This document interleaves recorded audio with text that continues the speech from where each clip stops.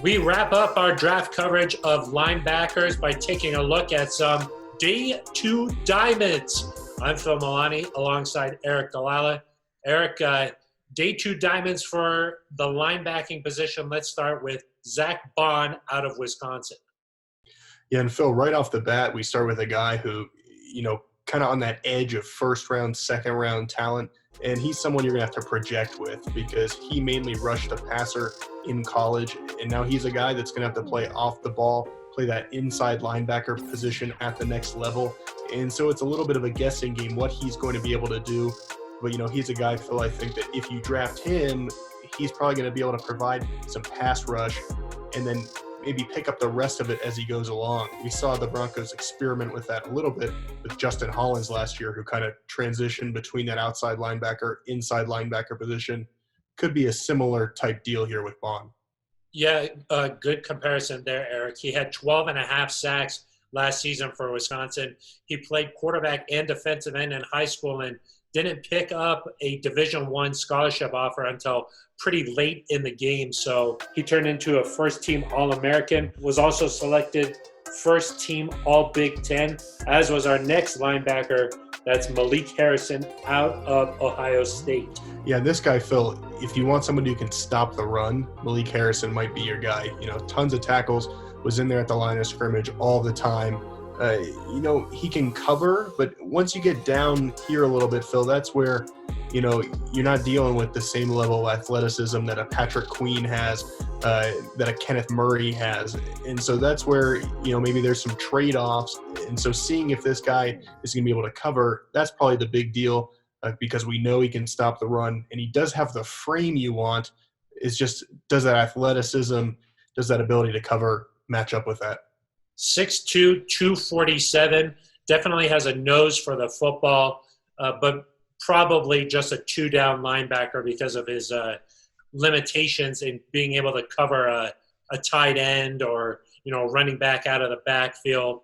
Not sure if he would be a great option for the Broncos just because they have a lot of guys who would be able to do that for them. So really looking for maybe a coverage linebacker, but obviously a very talented defensive player with more than 150 tackles his final two seasons at Ohio State. Let's continue on down our list here of day two diamonds. You like this guy, had a chance to talk with him at the Senior Bowl. That's Logan Wilson out of Wyoming. Yeah, Phil, I think this guy has Broncos written all over him. He grew up a Broncos fan. He's a three-time team captain starting his sophomore year of college. He was a finalist for the Butkus Award given to the nation's best linebacker, only finalist who didn't come from a Power 5 school.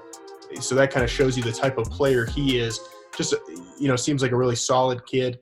And he did play safety in high school, Phil. So he has that coverage ability, played a lot of zone in college at Wyoming, still needs to work on maybe that man-to-man aspect of it.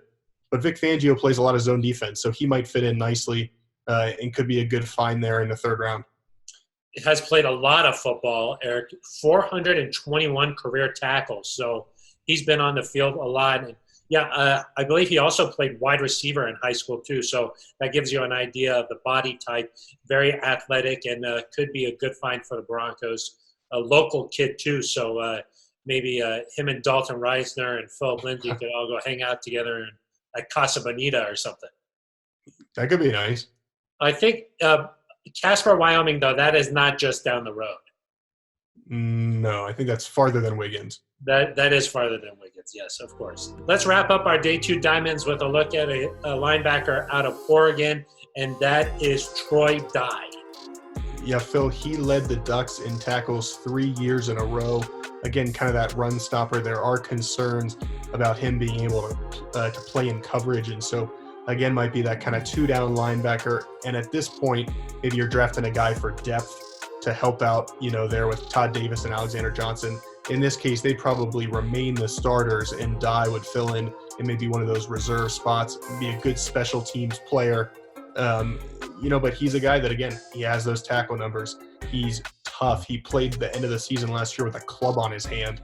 And so, again, a guy that maybe Vic Fangio, we know he likes that toughness. Maybe he'd fit in there. And he comes from a football family. I believe all three of his brothers played at least collegiate level football. One of them, a running back on that Oregon team from last season. And his dad, I think, played at San Jose State. So a very competitive football family. So that's something I always like to look for, is that did you grow up in that competitive atmosphere and won't shy away from that once you hit the NFL level. So, yeah, maybe a good special teams player there, Eric, and definitely a day 2 diamond. Yeah, he's a guy, Phil, that, depending on how things fall, he could even be a day 3 diamond, maybe available in rounds 4 or 5. But if there's a run on linebackers and you're trying to get one there for the end of the 3rd round, that's where I think Dye could maybe be the guy. I think we call those day 3 sleepers. Sorry, that's a different segment.